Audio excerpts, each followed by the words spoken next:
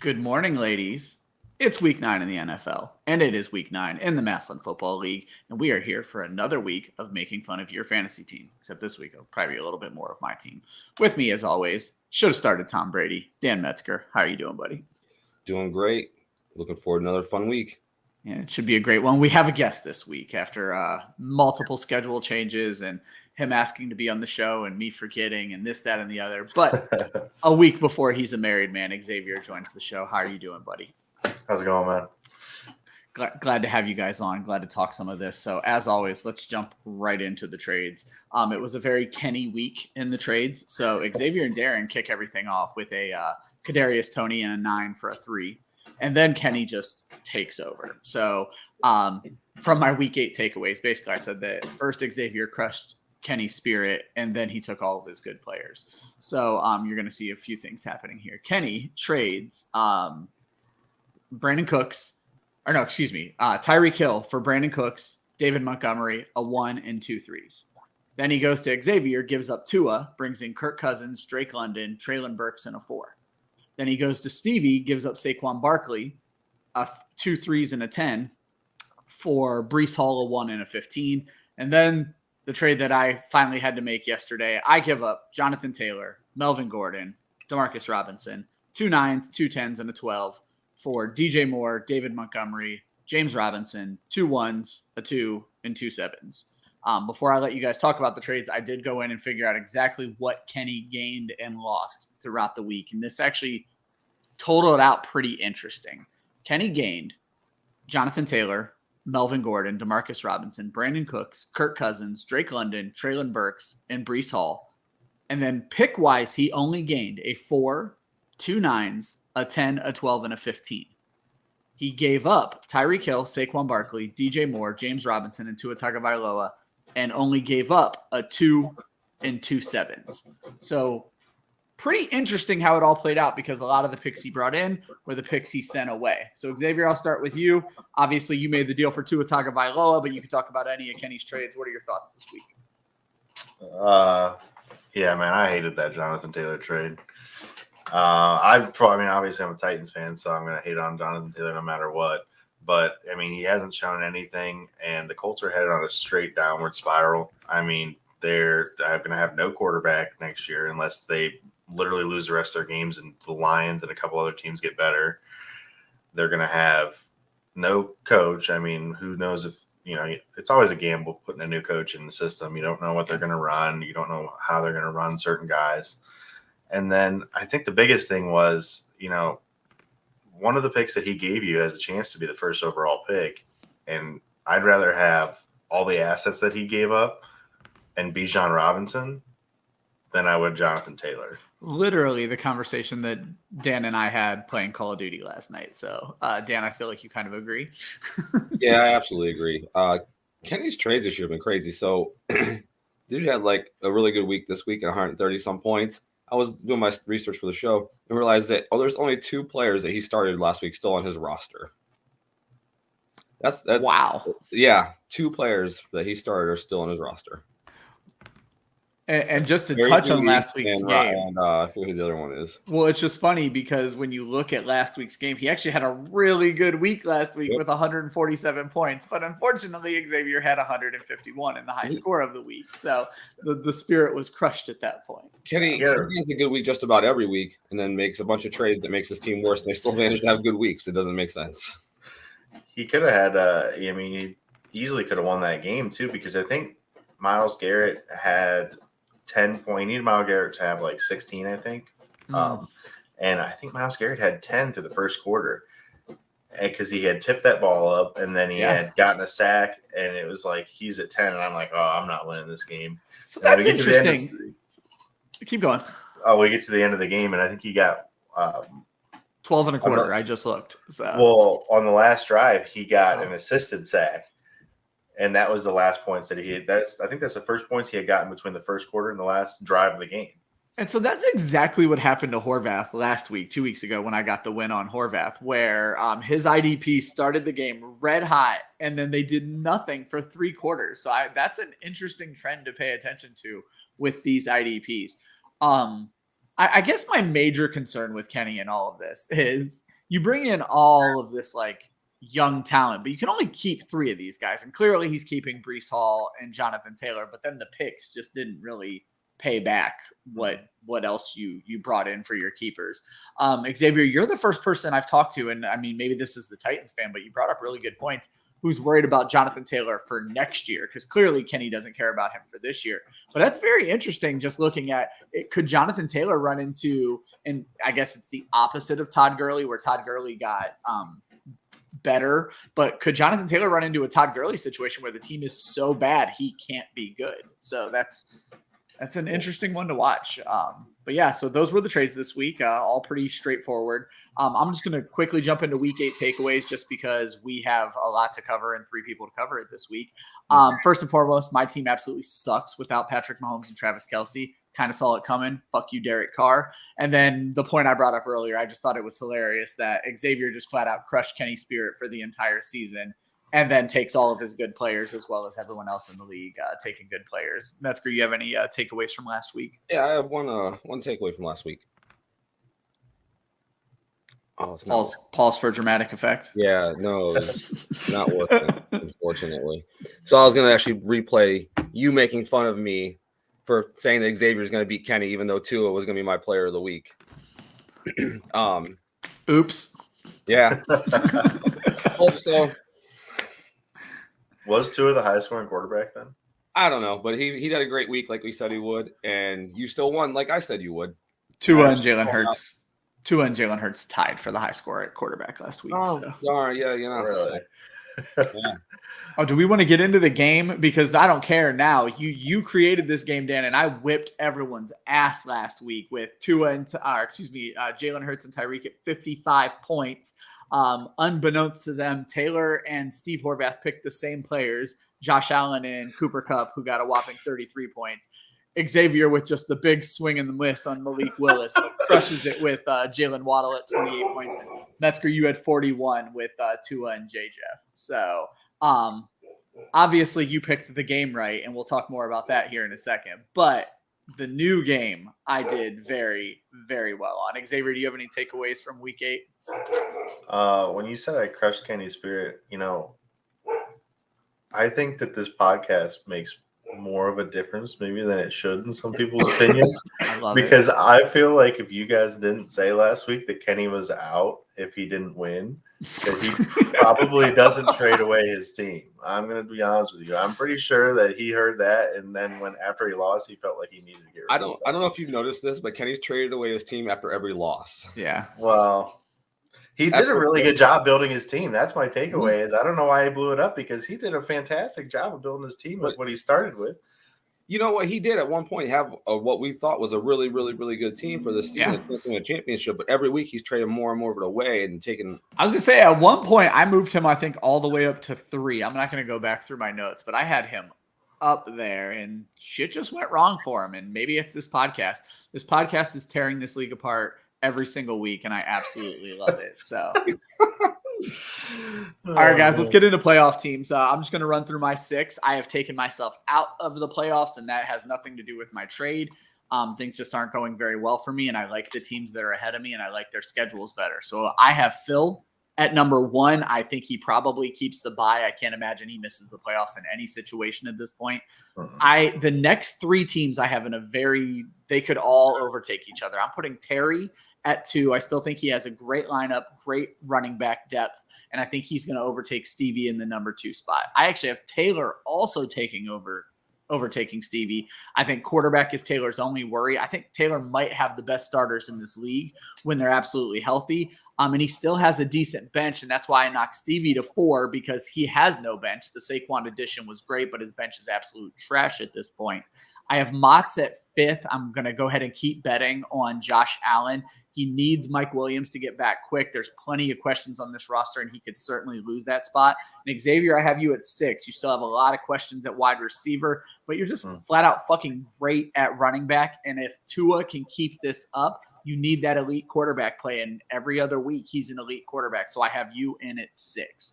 I have myself, Greg, and Dan fighting for spots.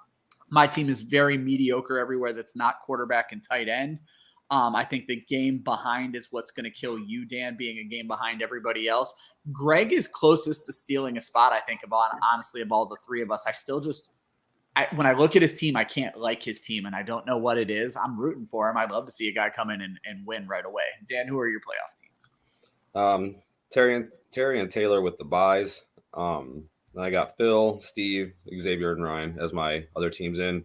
I have me, Rob, and Greg fighting, but on the outside looking in at this point. Yeah, I needed that win last week over Terry. I really wish I would have started Brady because then I would have had that win, but went with Sunshine and he let me down.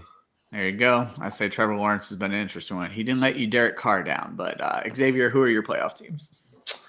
So I got Terry at first. I think he's got two of the high scoring running backs in the league. So, and I think there's like two of the most consistent guys. Now I say that, and I had thought about this after the games last week, and now Austin Eckler is up in the air this week, and it's like, okay, well, that would really ruin his. I say I'm going to bring that up in his game thing today, but yes, absolutely.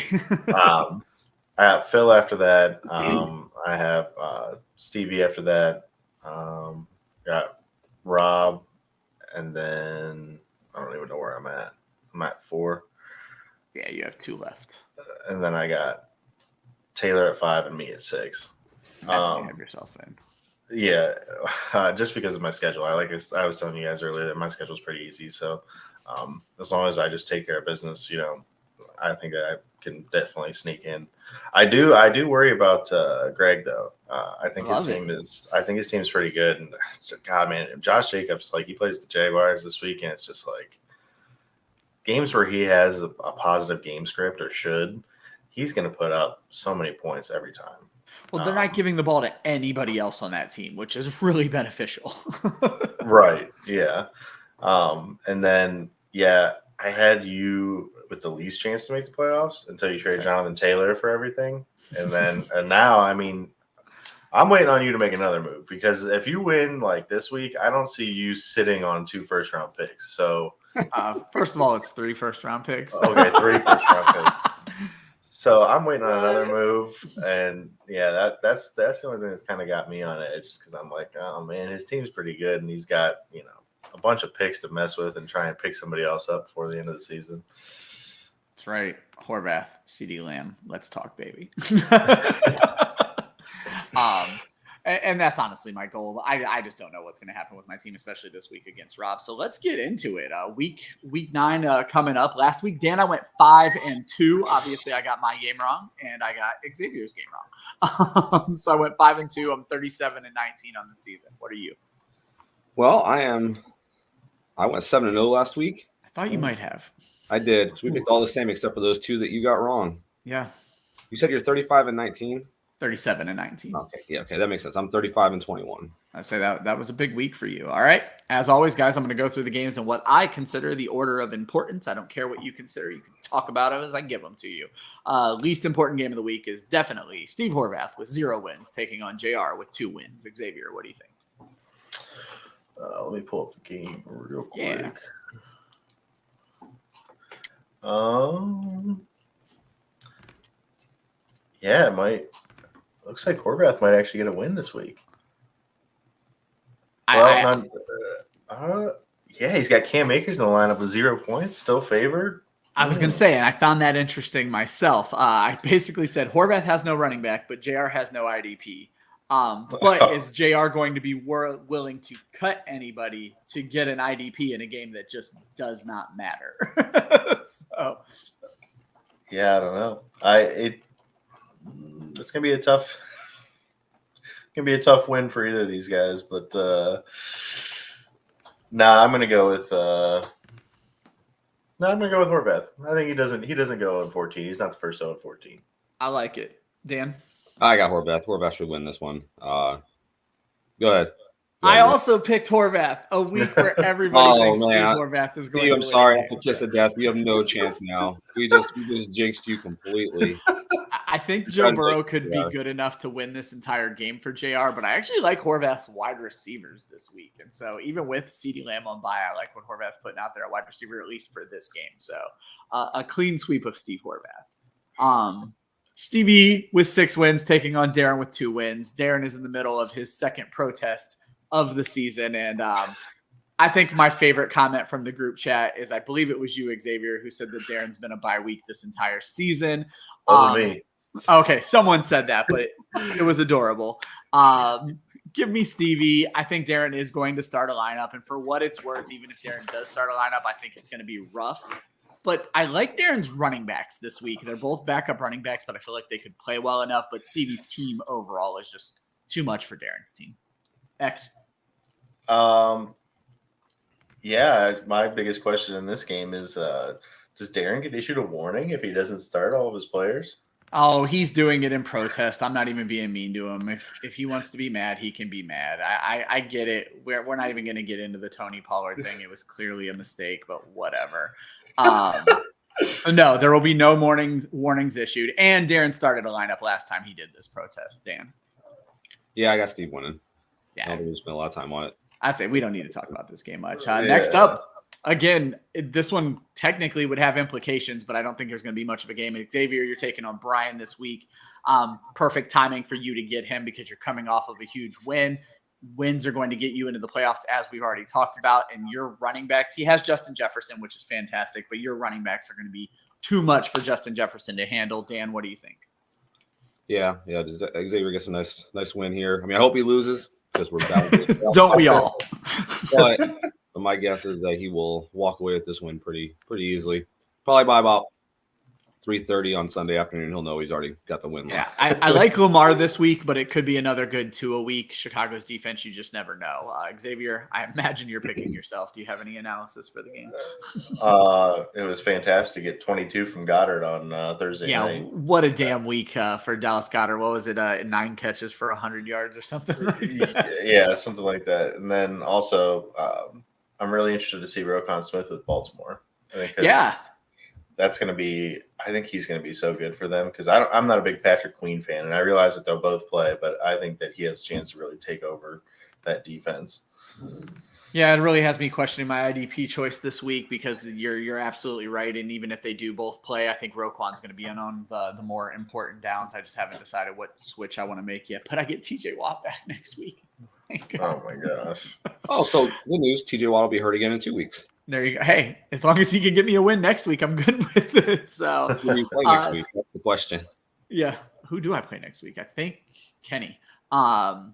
Speaking of Kenny, it is Kenny versus Dan. Normally, this would have been the game of the week, like without a doubt. But Kenny is kind of giving up at this point. He's not going to cut anybody to be able to start a lineup. The loser of this game is very clearly out of the playoffs with the current playoff implications. But Dan, I think you're in pretty easily just because Kenny has no incentive to win at this point. Kenny's goal at this point, and it's something we may need to talk about again at the end of the season, Kenny's goal of this point is to tank to get into the loser's bracket. He's very aware of that because if he can't get into the bottom 4, keeping his own first-round pick is completely fucking worthless to him. So Kenny's in a very interesting situation where we do have a legit race to the bottom. I don't even know how much I care about tanking, but we'll probably need to have a league meeting and talk about this at the end of the season. But that's not for today's show. Dan, what are your thoughts on you? Or excuse me, Xavier, because Dan, you go last on your own team. Xavier, what are your thoughts on Kenny versus Dan? Yeah, I mean, should be an easy win for Dan. I mean, Kenny has some, Brian Robinson could put up some points against Minnesota, I think. And obviously, Clyde Edwards-Helaire is always a wild card, could throw up 3 touchdowns, especially on our defense. We don't guard the pass running backs very well. But, I mean, no flex right now. And Brock Wright, I'm not going to talk about Brock Wright. So, yeah, it should be an easy win for Dan. Now, I haven't looked. Is Kenny using his IR? Is there? Oh yeah, he has Traylon Burks in his IR. Never mind. I was like, because he has so many players on IR right now. Dan, I imagine you're picking yourself. Do you have any? Yeah, I mean, I hope I win. If I don't, there'll be a nice fire sale going on next week with my team then too. Because oh, you mean like wide receivers where guys have picks to pay for them? You know my number. Go Kenny. Go Kenny. Go Kenny. All right, and then the last 3 games are an amazing set of 3 games. You know it's amazing when the third most important game is a 7-win team taking on a 5-win team. Phil and Greg taking on each other, both dark horses, both underdogs that came in this year and have just proven everybody wrong, especially Dan and Phil. I have this as they're both great teams. There's really no playoff implications. I think they're both in. Hurts was average on Thursday, but Aaron Rodgers is always average. Phil has to go two tight ends this week. Greg is starting Jerick McKinnon. The JT scratch, I think, is helping Phil, and I think that's going to get him the win, being able to start Deion Jackson. Dan. Yeah, I really hope Phil wins this game. I want Phil to win this game, which means he's probably going to let me down and lose. No, I have Phil winning. I think he should win. I was a little nervous for him about halftime when Jalen Hurts wasn't having a very good game on Thursday, but the second half did a little better. Got some more points for him. Yeah, got you that AJ Brown with his Browns on bye this week, Phil can get some points. Jonathan Taylor being out really helps Phil because he has Jackson he can fill in there. Exactly. But who cares about Jonathan Taylor? Yeah, what a bum. Xavier, what are your thoughts on this game? Man, I really want to pick Greg, but but you also need Greg to lose. Deion Jackson was such a great pickup for Phil. And then to hold him through all this was ballsy, and man, is it working out. No, I think he do it on purpose, and he just forget to cut him. No, I think he picked him up again last week when Jonathan Taylor. Oh, did he? I had no idea. Positive. I'm almost positive he did. I mean, you can fact check me, but I swear he picked him up last week because I went to look to see if somebody picked him up, and he had just done it, and I was like, man, that was a great pickup. But yeah, you are right. He added him, dropped him on the 24th, and re-added him on the 31st. Great call. I had no idea. I'm giving him credit once again, Phil. You've made me look like an asshole. But I was gonna say, yeah. Go ahead. And who you're picking? Oh yeah, just Phil because Deion Jackson and Kenneth Walker. Yeah, Kenneth Walker is the one that breaks my heart in all this. I was telling Dan yesterday that I need Phil to sell Kenneth Walker because that is a player I want on my fantasy football team. He needs to replace Jonathan Taylor. Phil. You probably should have went out with Jonathan Taylor for him and see if you could have got him. Oh, that probably would have been way smarter. Bullshit I brought in. Oh my god. Next game, Taylor versus Terry. Again, no major playoff implications here. Taylor needs this win far more than Terry does. Dan, I'll let you start us with this one.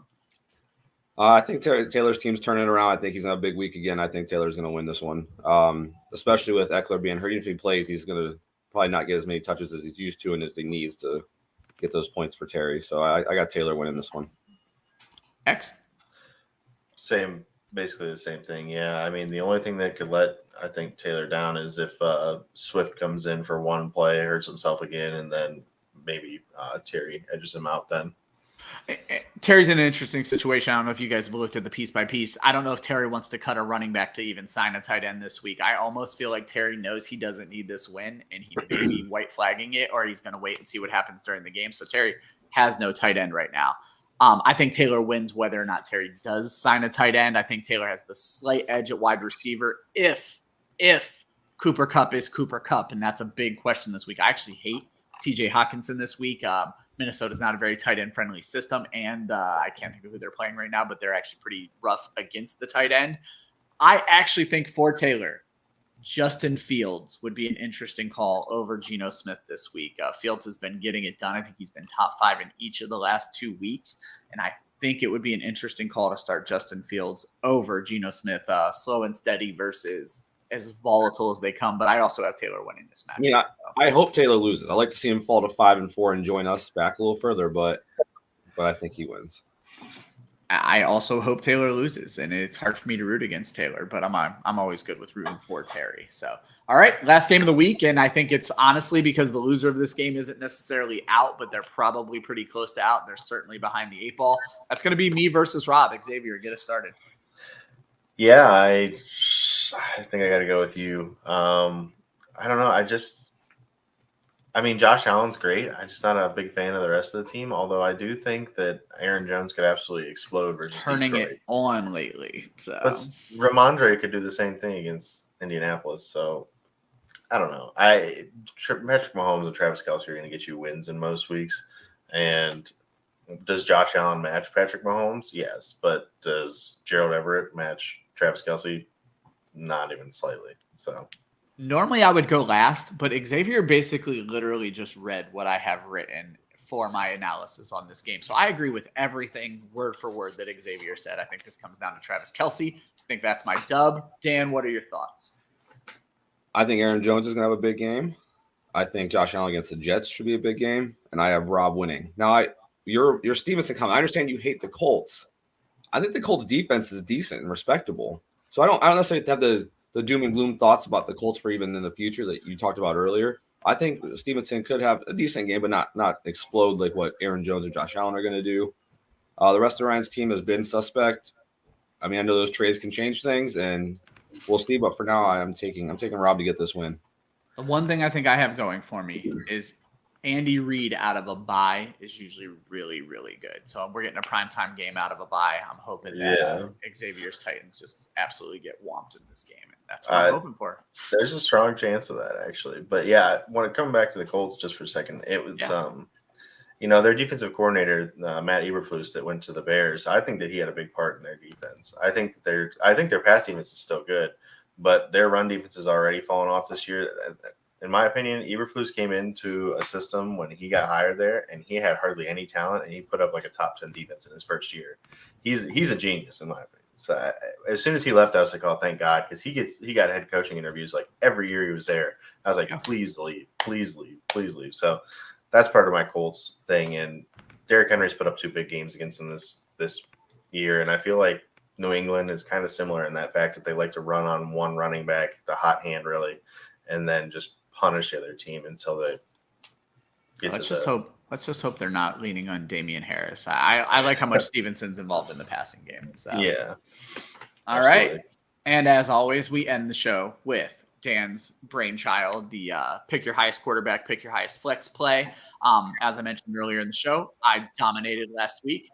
This week, and we don't know who each other picked. Feel free to change your picks based on our picks. And obviously, if you guys want to text me or put in the group chat your picks, I will call you out if you win or call you out if you do absolutely terribly, like Xavier did with Malik Willis last week. So I am taking pretty chalky for me. I'm going Lamar Jackson and Justin Jefferson. I guess Lamar, there could be some arguments, but I think he's going to be really good in prime time. And I think Justin Jefferson, I don't think anybody on Washington can stop him. If I remember correctly, not that he was doing great, but I think they traded William Jackson as well. Washington did. So it's all bad in Washington right now. Dan, who are your picks? I'm going to take Josh Allen, and I'm going to go with Josh Jacobs. I think Jacobs against that Jaguars defense coming back from that tough loss in England could have a rough week. So, Xavier? I'm going to go with Patrick Mahomes and Travis Kelce. Hey, I've never wanted you to be more right about anything in my entire life. I'll let you have a win this week if you're right about this thing. So. True. All right, guys, that's the show. Xavier, do you have any parting words for our friends? No. Good luck to everybody in the playoff race. You guys are always so nice. Dan, you love everybody, right? Do I love everybody. I hope all my predictions are right. And go 7-0 again this week. Catch up with Ryan. And I hope Ryan's out of the playoffs. Yeah, let's hope that I'm not out of the playoffs. Unlike these nice guys, fuck you all. Especially Rob Motz this week, one of my best friends on this planet. Right there, buddy. I hope this whole weekend goes terribly for you. And that's that. Xavier, good luck on your wedding next week. I hope everything goes well. Guys, make sure you get those picks in. Remember, you have to let Xavier win next week. It's already a rough weekend for him. Have a good Saturday, everybody. Have a good one. Hold on a second. I clicked the wrong button. Now we end.